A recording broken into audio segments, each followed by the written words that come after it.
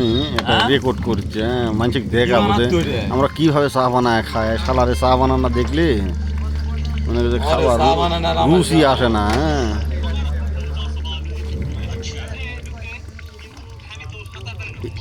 এরকম একটা চায়ের ব্যবসা দিক দিলে কিন্তু মানুষ দুই হাত দিয়ে ব্যবসা ধরা হওয়া যাবে না, বুঝছো শিখতে ওর ওটা চা খাইতে খাইতে মানুষ অতিষ্ঠ হয়ে গেছে। এইটা চা পাইলি ওরা দিচ্ছে কেটে থেকে ঢাইলে আরে খালি কল কল করে সাগরের পানি। গ্যারাজে থাকত চুনু, রিক্সা চালাত চুনু, এর থেকে আমি বিড়িলে যাচ্ছ মায়া বিড়ি।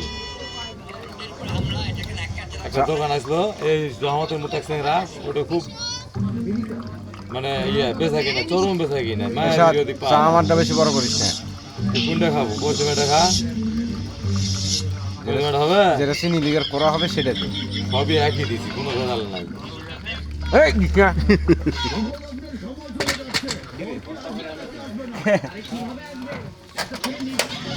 পানি দে পোড়া করে এক গ্লাস।